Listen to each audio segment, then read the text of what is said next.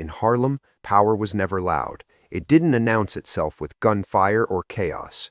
It sat quietly in rooms where everyone knew who mattered and who didn't. In the late 1950s, one of those rooms belonged to Bumpy Johnson.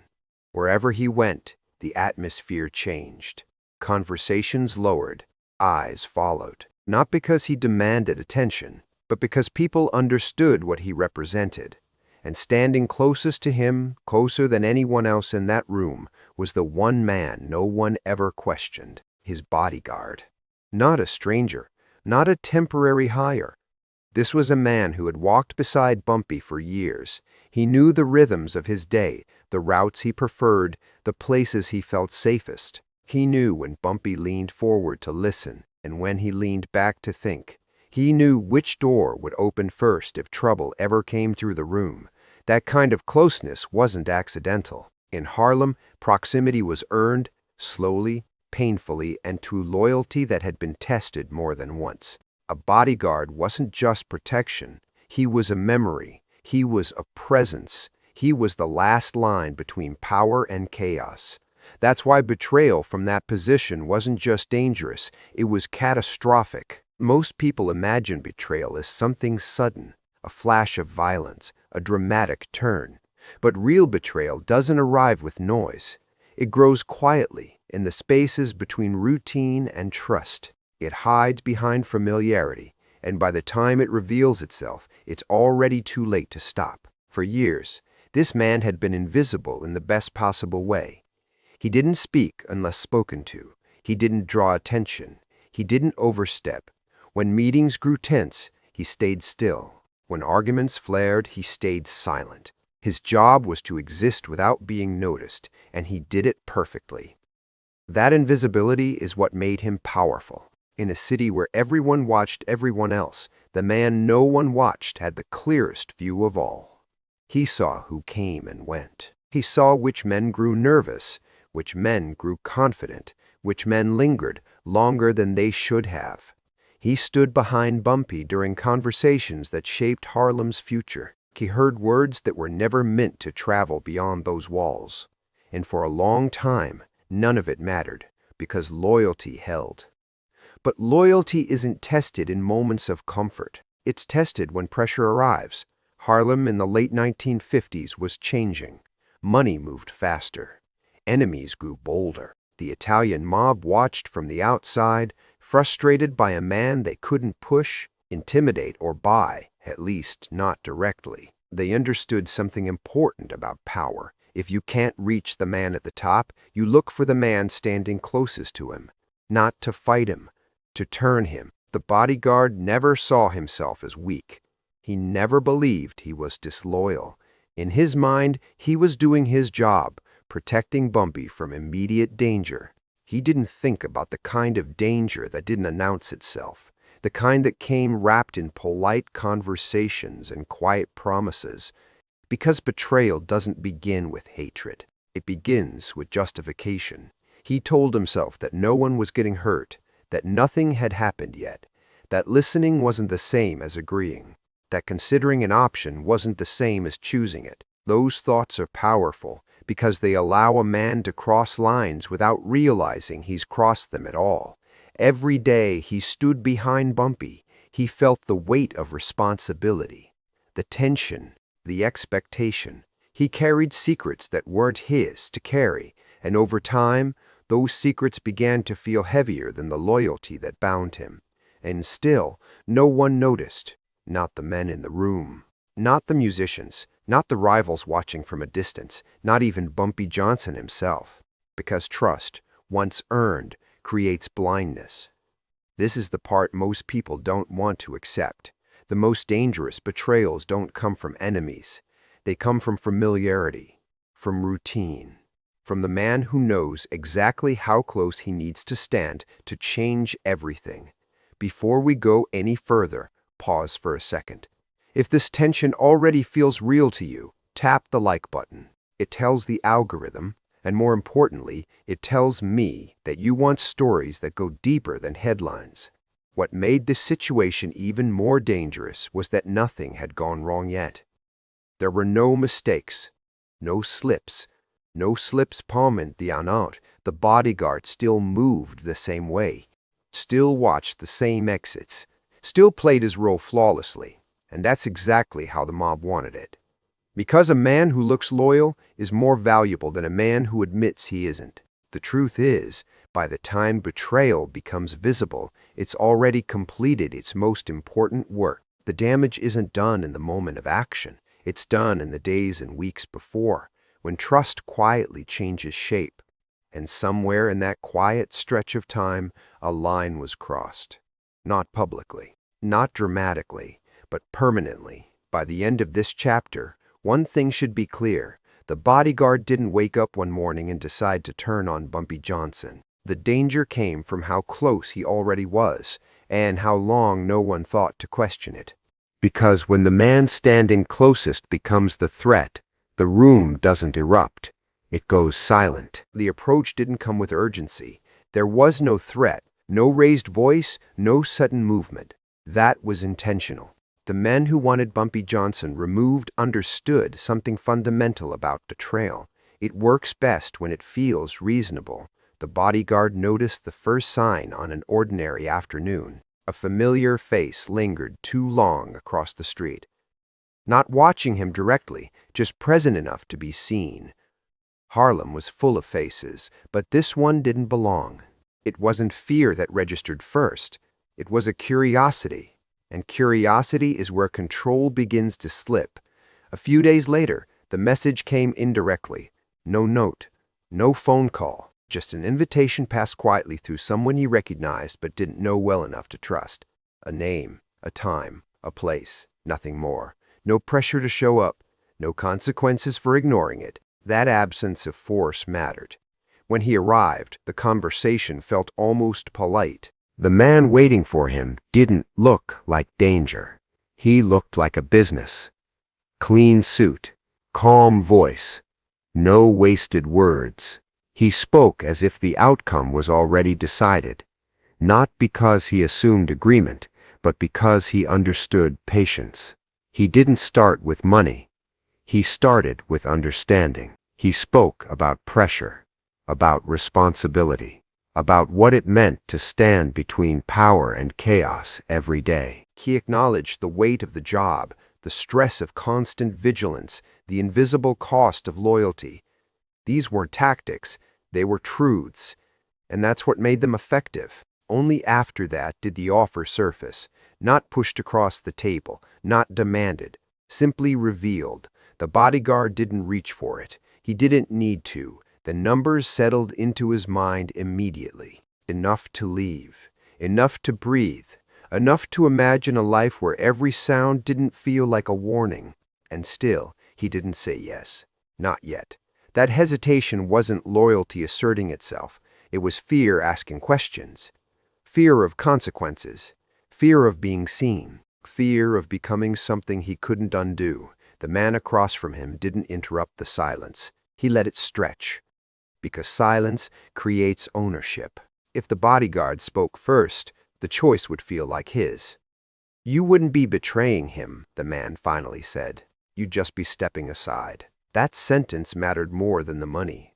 Stepping aside didn't feel violent. It didn't feel cruel. It felt passive, clean, almost honorable. The bodyguard told himself he wasn't being asked to pull a trigger. He wasn't being asked to plan anything. He was just being asked to let something happen. That's how betrayal becomes acceptable. The man didn't ask for an answer that night. He stood up, straightened his jacket, and left the offer behind. Not on the table, but in the air. It followed the bodyguard out of the room. It followed him home.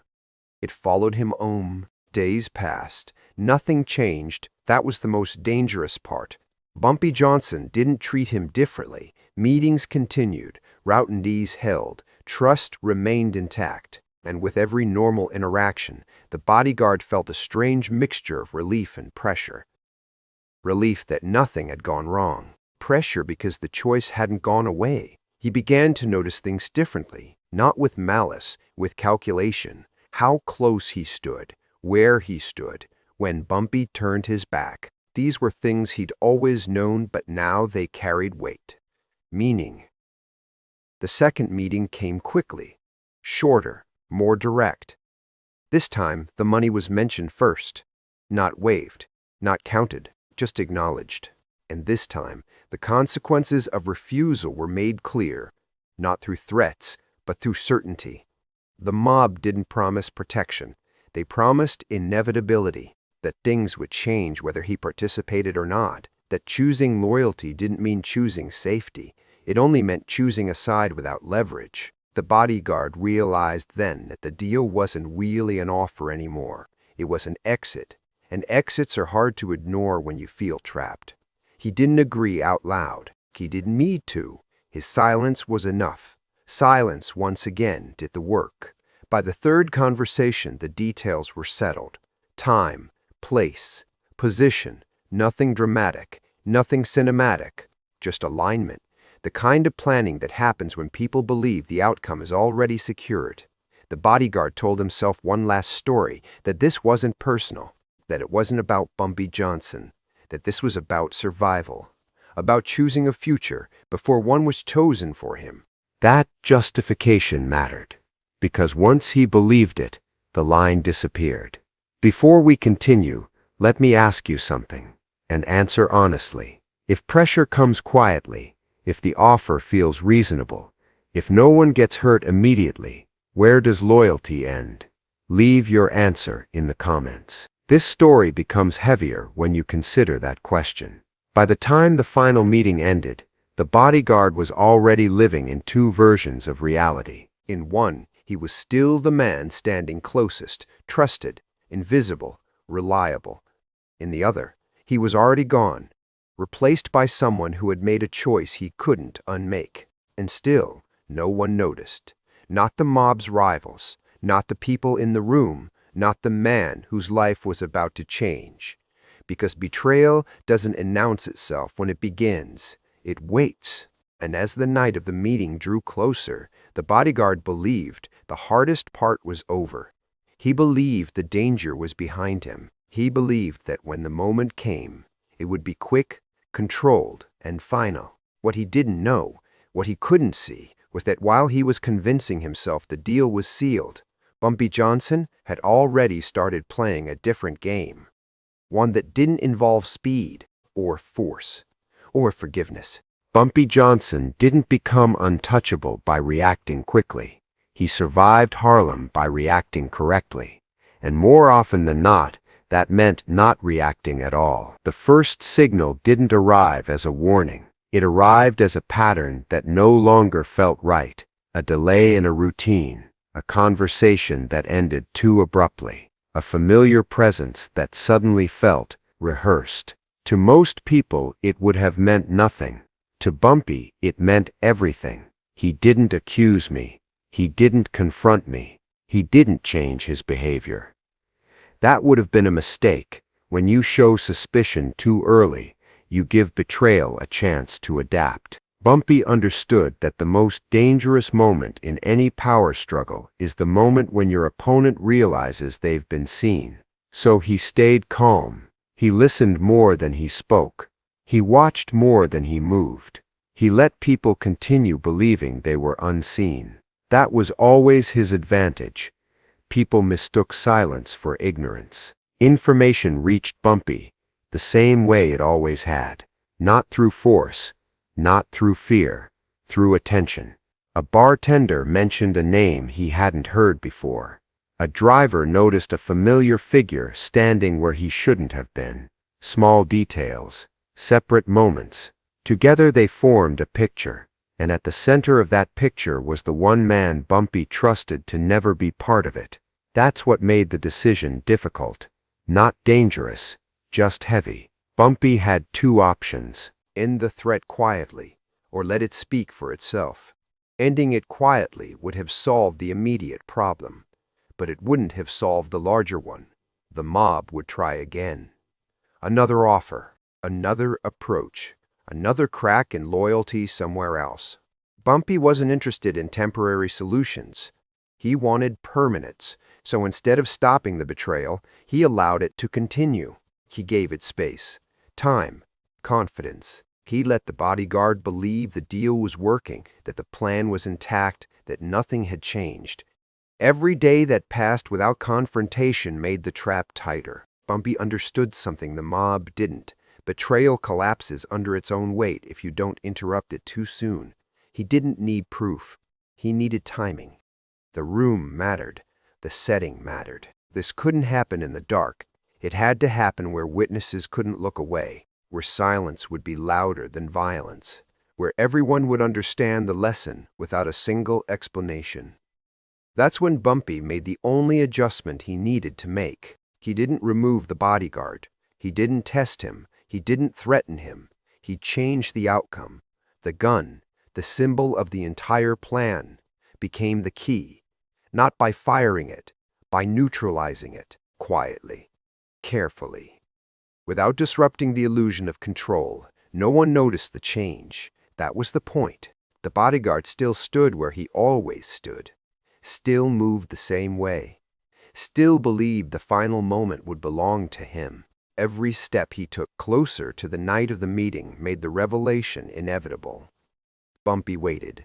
If you're still here, stay with me. Because what happens next only works because Bumpy refused to rush. By the time the night arrived, the room was already chosen. The crowd had already gathered. The atmosphere is already heavy with expectation. Men who mattered were present. Men who talked were present. Men who would remember were present.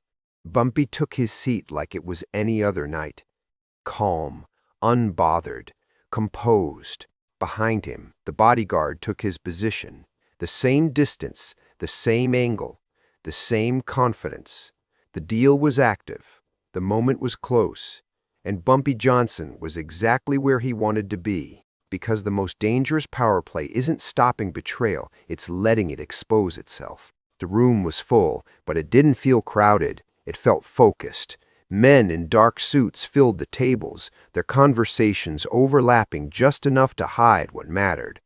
Glasses clinked softly. Cigarette smoke drifted upward and clung to the low light. Music played in the background, steady and unremarkable. It was the kind of night no one would remember, unless something went wrong. Bumpy Johnson sat exactly where he always sat, relaxed, unhurried, present, but not exposed. He wasn't scanning the room. He didn't need to. Power like his didn't look for danger. It let danger come to it. He leaned slightly forward, listening to a man across the table, nodding at the right moments. To anyone watching, it was just another meeting. Behind him, the bodyguard stood in his usual position, close enough to protect, close enough to act. His breathing was steady, but his chest felt tight. This was it. The moment that had been quietly building for weeks. Everything he had justified, everything he had convinced himself of, everything he believed he could control, it all came down to this single movement. He waited, not for a signal, not for permission, for an opening. When Bumpy leaned forward just enough, when his attention shifted just enough, the bodyguard felt the change in the room before anyone else did. Not because something happened, but because something was about to. He reached inside his jacket. The motion was smooth, practiced, familiar. The kind of movement no one questions when it's done by the man whose job it is to stand closest. No one gasped. No one turned. No one reacted. That was the final confirmation. He drew the gun. Time didn't slow down. It stopped. He raised it, aimed it at the back of Bumpy Johnson's head, and pulled the trigger. Click. The sound didn't echo. It didn't need to. The music stopped mid-note. Conversations collapsed into silence. Every movement in the room froze at once, like the air itself had been pulled tight.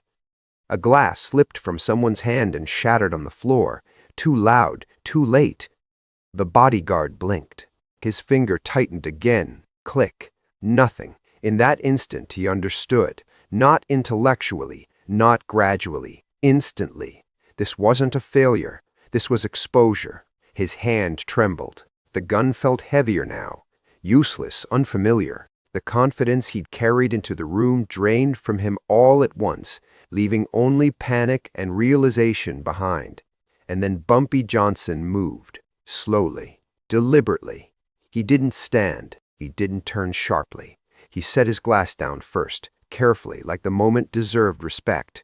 Then he turned his head just enough to look over his shoulder.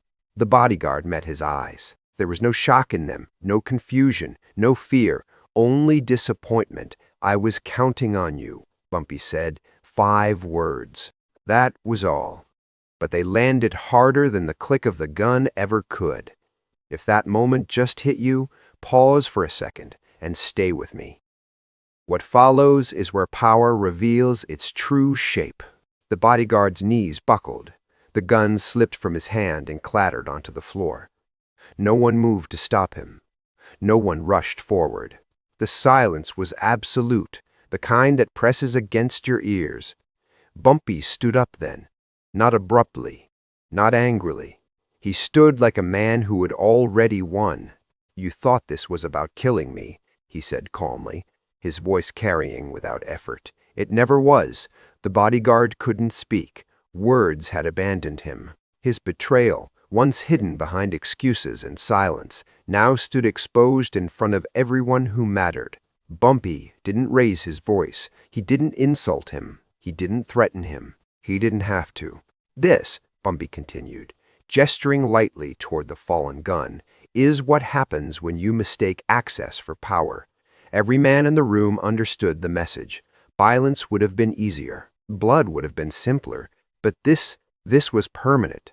Before we go any further, if this tension has you locked in, tap the like button. This is the moment the story turns, and what comes next is heavier than anything that's happened so far. Bumpy looked around the room, meeting eyes one by one, not demanding attention, receiving it. Then he looked back down at the man who had stood behind him for years. "You're leaving tonight," Bumpy said. "You'll take what you can carry, and you won't come back." The bodyguard nodded, tears cutting through the shock on his face. He didn't argue. He didn't plead. He knew mercy when he saw it, and he knew it wouldn't come twice.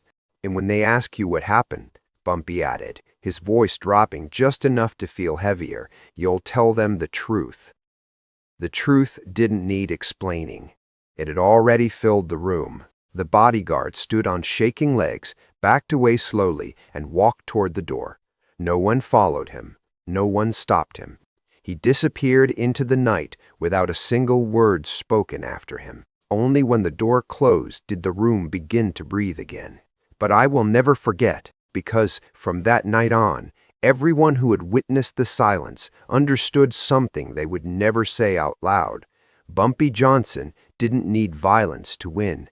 He needed patience. The room didn't return to normal right away. People didn't rush back to their conversations. No one laughed. No one joked about what had just happened. The music took a moment before it started again, and even then, it sounded different, quieter, heavier, restrained by what everyone had just witnessed. Bumpy Johnson sat back down. That alone said more than any speech could have. He didn't chase the man who had betrayed him. He didn't explain himself. He didn't justify what he'd done. Power, when it's real, doesn't need narration. It simply exists, and everyone adjusts around it. Within minutes, the night moved on. Drinks were poured again. Conversations restarted carefully, as if people were afraid to disturb something sacred. To an outsider walking in late, it would have looked like nothing had happened. But for the men who were there, everything had changed. The bodyguard never returned to Harlem. Some said he left the city that same night. Others claimed he went south, took work under a different name, and lived quietly for the rest of his life. No one knew for sure, and no one went looking. In Harlem, disappearing wasn't unusual, but the reason behind this disappearance became a legend. Not because he betrayed Bumpy Johnson, but because Bumpy Johnson let him live. That mercy confused people at first. In a world where betrayal was often answered with violence, sparing a traitor felt wrong. Weak even. Until the lesson settled in, death ends a problem once. Exposure ends it forever. By the next morning, the story had traveled far beyond that room, not as gossip, not as an exaggeration, as a warning. The details were repeated carefully, almost respectfully. The click of the gun, the silence, the 5 words, the way the room froze. Every crew member heard it. Every boss heard it. And most importantly, every man standing close to power heard it. If you're still watching right now, you already understand why this story lasted. Hit subscribe, because this channel exists for stories exactly like this, where power is revealed, not shouted.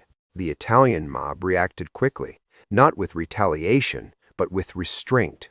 Meetings were called, questions were asked, and for the first time in a long time, the conclusion was the same across the table. Bumpy Johnson wasn't reckless. He wasn't lucky. And he wasn't vulnerable. He was patient. They had tried force. They had tried numbers. They had tried money. And every time he had seen it coming. The idea of turning his own people was quietly abandoned after that night. Not because it was impossible, but because the cost was too high. A failed hit was one thing. A public lesson was another. No organization survives repeated humiliation. Harlem, meanwhile, absorbed the message in its own way. People spoke about loyalty differently after that. Not romantically, not blindly, but seriously. Trust became something you protected, not something you assumed. Standing close to power was no longer seen as privilege alone. It was responsibility. Bumpy Johnson continued his life exactly as he had before. Same routines. Same presence, same quiet authority. But something around him had shifted. Not fear, respect, the deeper kind. The kind that doesn't fade with time. Years later, when people spoke about Bumpy Johnson, they didn't talk first about violence. They talked about control, about how he never rushed, about how he let others reveal themselves, about how the most dangerous thing he ever did was wait. And the story of the Bodyguard became more than a moment. It became a reminder that betrayal doesn't always come from enemies, that silence can be louder than gunfire, and that true power isn't about pulling the trigger. It's about deciding when it never needs to be pulled at all. If this story stayed with you, leave a comment and tell me what stood out most, the betrayal, the patience, or the silence. And if you want more stories where power and betrayal collide, make sure you're subscribed. Because the next story proves something even more unsettling. Sometimes the man standing closest isn't just watching power, he's learning how to use it.